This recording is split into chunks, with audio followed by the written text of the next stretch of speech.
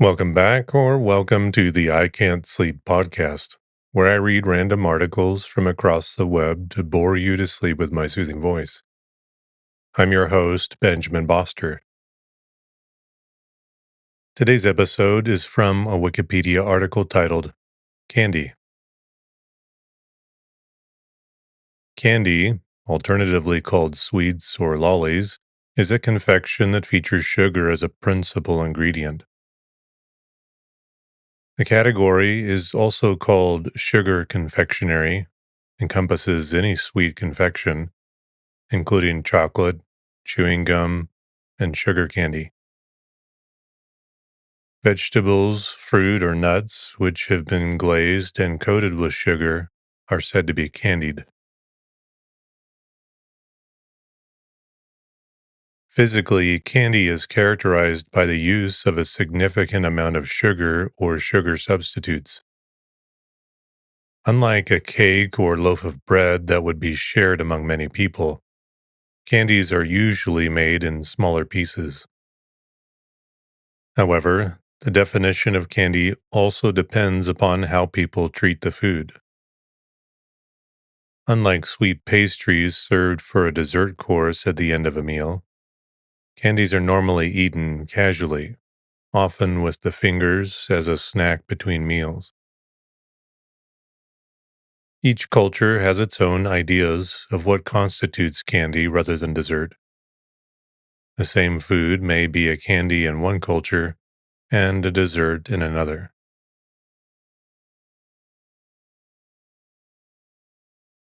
The word candy entered the English language from the Old French sucre candy, sugar candy. The French term probably has earlier roots in the Arabic kandi, Persian kand, and Sanskrit kanda, also words for sugar. Sugar cane is indigenous to tropical South and Southeast Asia. Pieces of sugar were produced by boiling sugarcane juice in ancient India and consumed as kanda. Between the 6th and 4th centuries BCE, the Persians, followed by the Greeks, discovered the people in India and their reeds that produce honey without bees. They adopted and then spread sugar and sugarcane agriculture. Before sugar was readily available, candy was based on honey. Honey was used in ancient China, the Middle East, Egypt, Greece, and the Roman Empire to coat fruits and flowers to preserve them or to create forms of candy. Candy is still served in this form today, though now it is more typically seen as a type of garnish.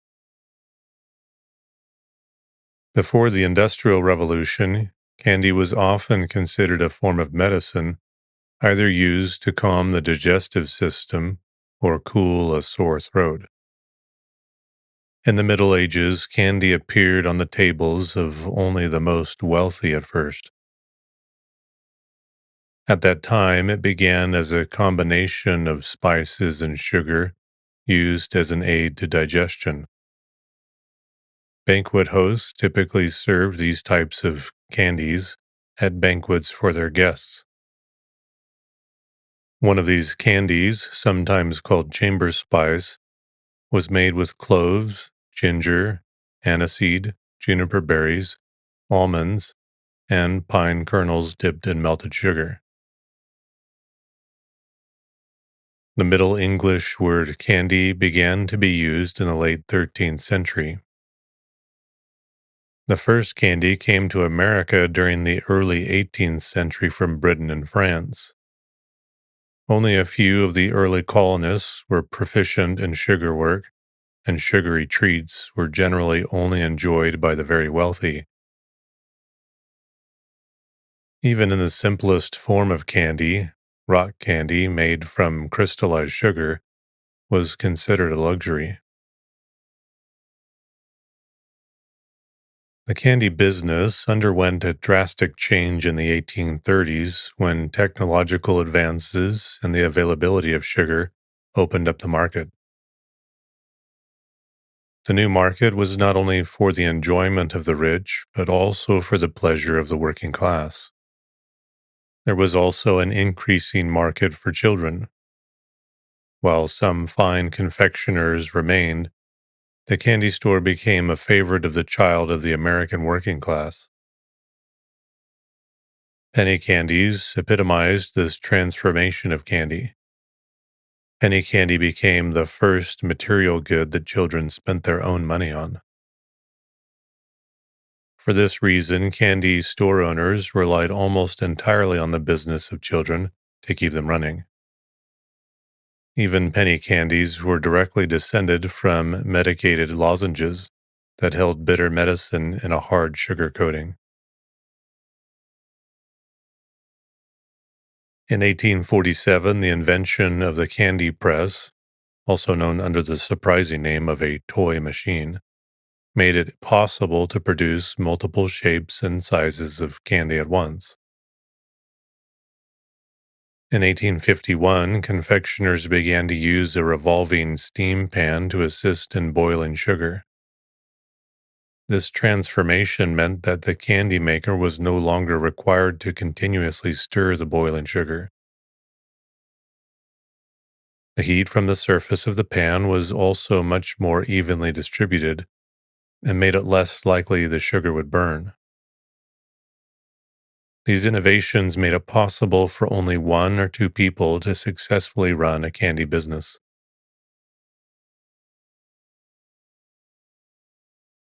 Sugar candies include hard candies, soft candies, caramels, marshmallows, taffy, and other candies whose principal ingredient is sugar.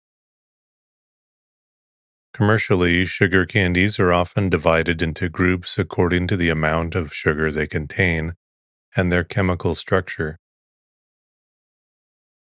Hard-boiled candies made by the vacuum cooking process include stick candy, lemon drops, and horehound drops. Open fire candy like molasses taffy and cream taffy is cooked in open kettles and then pulled. Panwork candies include nuts and other candies like jelly beans and sugar-coated almonds, made by coating with sugar in revolving copper kettles. Fashioned for melting and molded, dried, and sugared like gumdrops. They are soaked for a time in sugar syrup to allow crystals to form. Sugar candies can be classified into non-crystalline and crystalline types. Non-crystalline candies are homogeneous and may be chewy or hard. They include hard candies, caramels, toffees, and nougats. Crystalline candies incorporate small crystals in their structure, are creamy that melt in the mouth, or are easily chewed. They include fondant and fudge. In 2022, flavorless candy was developed that was hard but not sweet. Chocolate is sometimes treated as a separate branch of confectionery. In this model, chocolate candies like chocolate candy bars and chocolate truffles are included. Hot chocolate or other cocoa-based drinks are excluded, as is candy made with white chocolate. When chocolate is treated as a separate branch, it also includes confections whose classification is otherwise difficult, being neither exactly candies nor exactly baked goods, like chocolate-dipped foods, tarts with chocolate shells, and chocolate-coated cookies. Sugar candy is made by dissolving sugar in water or milk to form a syrup, which is boiled until it reaches the desired concentration or starts to caramelize. Candy comes in a wide variety of textures, from soft and chewy to hard and brittle. The texture of candy depends on the ingredients and the temperatures that the candy is processed at. The final texture of sugar candy depends primarily on the concentration of sugar. As the syrup is heated, it boils, Water evaporates, the sugar concentration increases, and the boiling point rises. A given temperature corresponds to a particular sugar concentration. These are called sugar stages. In general, higher temperatures and greater sugar concentration result in hard, brittle candies, and lower temperatures result in softer candies. Once the syrup reaches 171 degrees Celsius or higher, the sucrose molecules break down into many simpler sugars, creating an amber-colored substance known as caramel.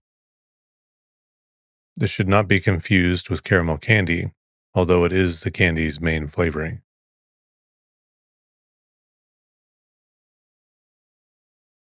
Most candies are made commercially. The industry relies significantly on trade secret protection because candy recipes cannot be copyrighted or patented effectively, but are very difficult to duplicate exactly.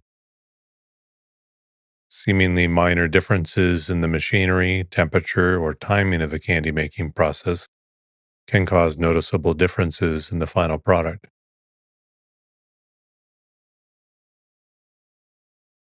Candy wrapper or sweets wrapper is a common term for this packaging. Packaging preserves aroma and flavor and eases shipping and distribution. Wax paper seals against air, moisture, dust, and germs, while cellophane is valued by packagers for its transparency and resistance to grease, odors, and moisture. In addition, it is often resealable. Polyethylene is another form of film sealed with heat, and this material is often used to make bags in bulk packaging. Plastic wraps are also common. Aluminum foils wrap chocolate bars and prevent a transfer of water vapor while being lightweight, non-toxic, and odor-proof. Vegetable parchment lines boxes of high-quality confections like gourmet chocolates. Cardboard cartons are less common, though they offer many options concerning thickness and movement of water and oil. Packages are often sealed with a starch-based adhesive derived from tapioca, potato, wheat, sago, or sweet potato. Prior to the 1900s, candy was commonly sold unwrapped from carts in the street, where it was exposed to dirt and insects. By 1914, there were some machines to wrap gum and stick candies, but this was not the common practice.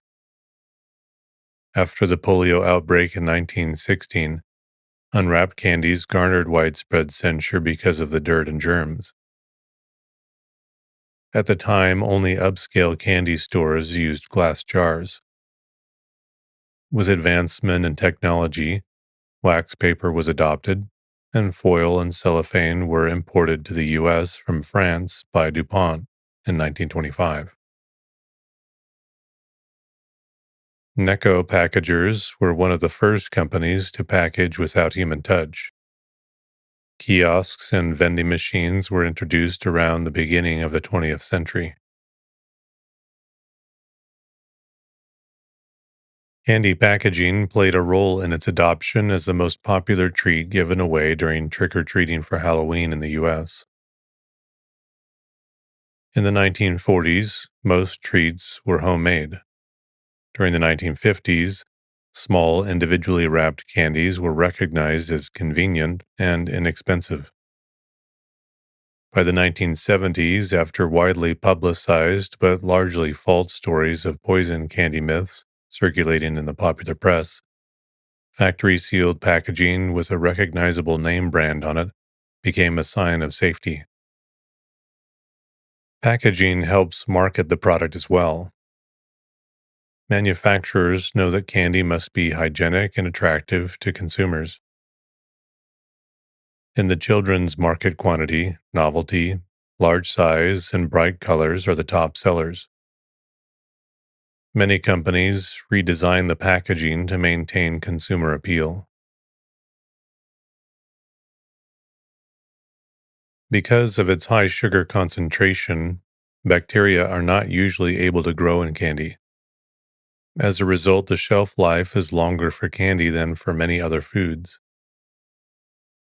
Most candies can be safely stored in their original packaging at room temperature in a dry, dark cupboard for months or years.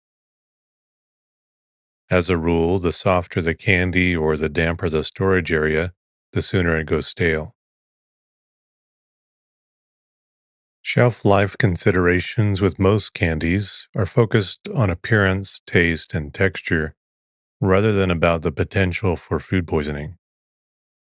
That is, old candy may not look appealing or taste very good, even though it is very unlikely to make the eater sick. Candy can be made unsafe by storing it badly, such as in a wet, moldy area. Typical recommendations are these. Hard candy may last indefinitely in good storage conditions. Dark chocolate lasts up to 2 years. Milk chocolate and caramels usually become stale after about 1 year.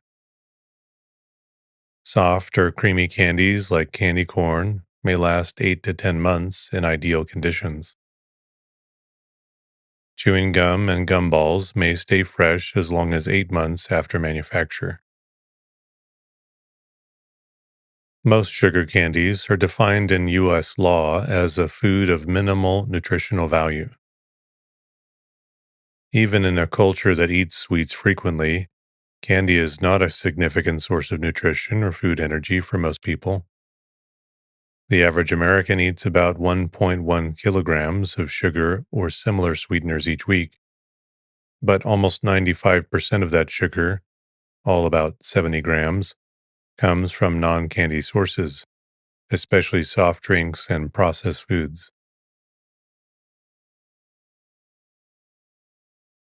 Candy is considered a source of empty calories because it provides little or no nutritional value beyond food energy. At the start of the 20th century, when undernutrition was a serious problem, especially among poor and working class people, and when nutrition science was a new field, the high calorie content was promoted as a virtue. Researchers suggested that candy, especially candy made with milk and nuts, was a low cost alternative to normal meals. To get the food energy necessary for a day of labor, candy might cost half as much as eggs. During the 1920s and 1930s, candy bars selling for 5 cents were often marketed as replacements for lunch. At the 1904 World Fair, the Quaker Oats Company made a candy coated puff cereal, a wheat based product similar to Cracker Jack's candy coated popcorn. The product concept was reintroduced unsuccessfully in 1939 by another business as Ranger Joe, the first pre sweetened candy coated breakfast cereal. Post Foods introduced their own version in 1948, originally called Happy Jacks, and later Sugar Crisp. They marketed it as both a replacement for unsweetened breakfast cereals and also for eating as a snack or as candy, using 3 animated cartoon bears as the mascots: Candy, Handy, and Dandy. The early slogans said, "As a cereal, it's dandy. For snacks, it's so handy," or "Eat it like candy." In more recent times, a variety of snack bars have been marketed. These include bars that are intended as meal replacements, as well as snack bars that are marketed as having nutritional advantages when compared to candy bars, such as granola bars. However, the actual nutritional value is often not very different from candy bars, except for usually a higher sodium content, and the flavors, most popularly chocolate, fudge, and caramel, and the presentation mimic candy bars.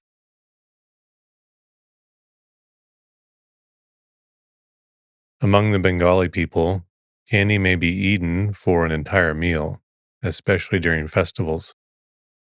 Candy may also be offered to vegetarian guests in lieu of fish or meat dishes in India.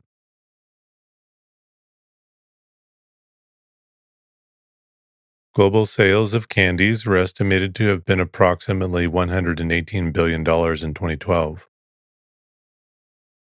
In the United States, $2 is spent on chocolate for every $1 spent on non chocolate candy. Because each culture varies in how it treats some foods, a food may be considered a candy in one place and a dessert in another. For example, in Western countries, baklava is served on a plate and eaten with a fork as a dessert. But in the Middle East, Northern Africa, and Eastern Europe, it is treated as a candy. Candy is the source of several cultural themes. The phrase, like taking candy from a baby, is a common simile. It means that something is very easy to do. In 1959, Swedish dental health campaign encouraged people to reduce the risk of dental problems by limiting consumption of candy to once a week. The slogan, "All the sweets you want, but only once a week," started a tradition of buying candy every Saturday called lördagsgodis, literally Saturday candy.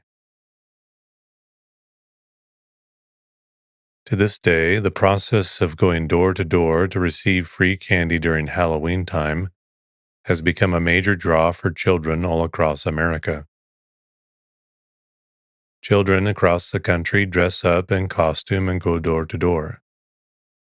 In turn, the residents of each house graciously buy candy for children and hand it out in small increments. Just as it had been in the mid 1970s, the main form of candy that is passed out is prepackaged sweets. Parents feel much more easy minded allowing their children to eat prepackaged candies because of the quality control that comes with each product.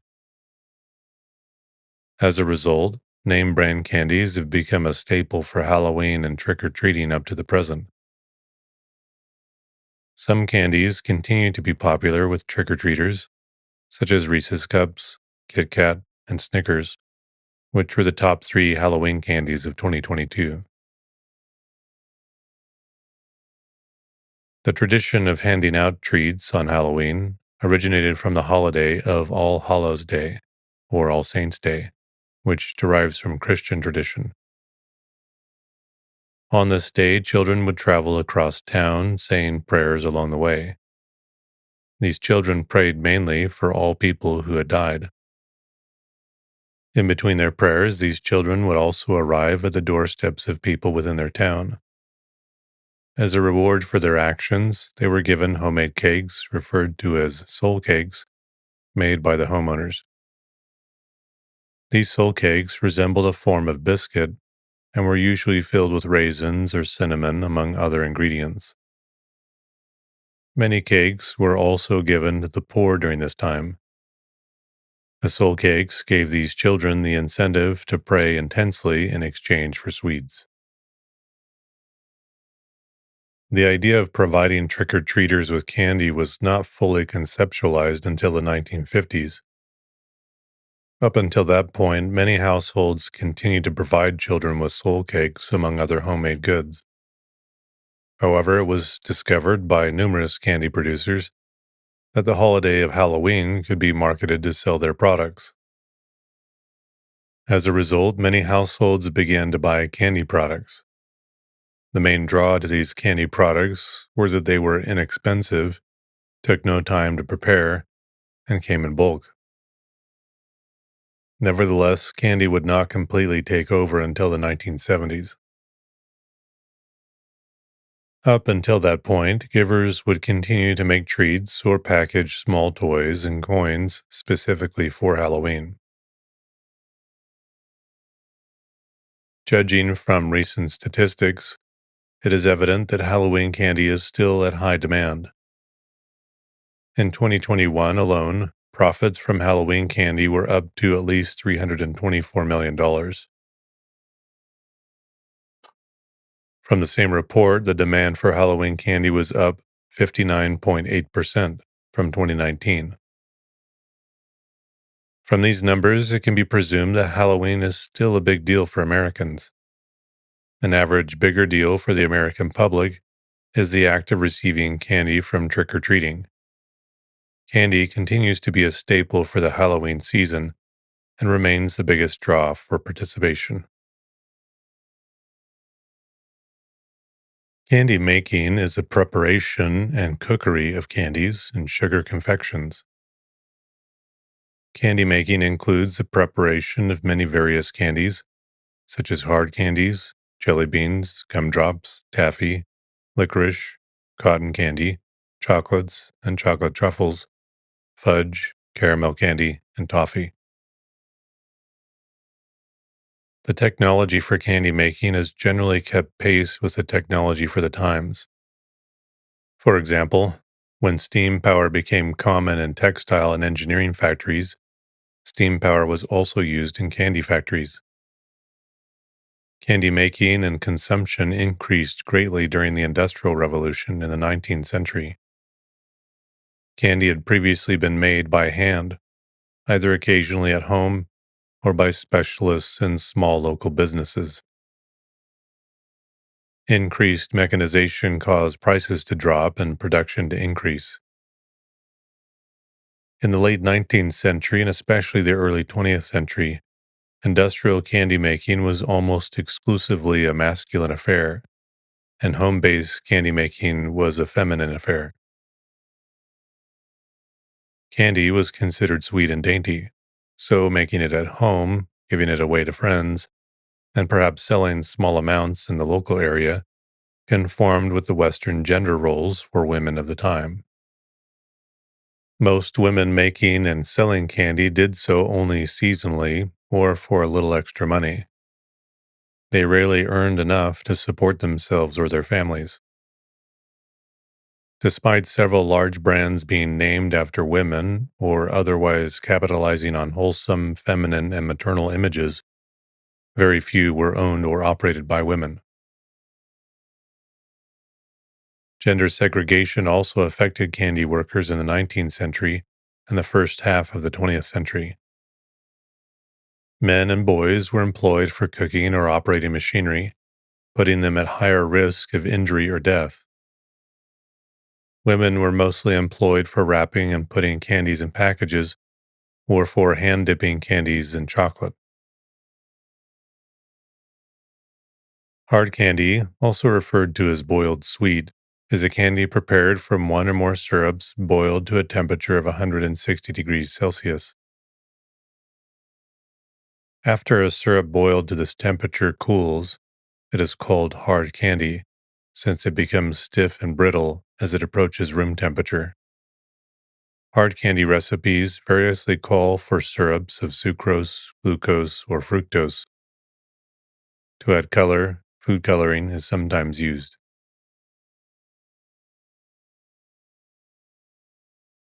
The final texture of candy depends on the sugar concentration.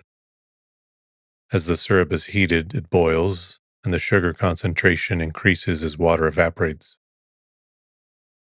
A given temperature corresponds to a particular sugar concentration because the boiling point elevation of the sugar solution is a colligative property, i.e., it is related to the concentration of the solution. So temperature is used as a marker for the necessary concentration. In general, higher temperatures and greater sugar concentrations result in hard, brittle candies, and lower temperatures result in softer candies.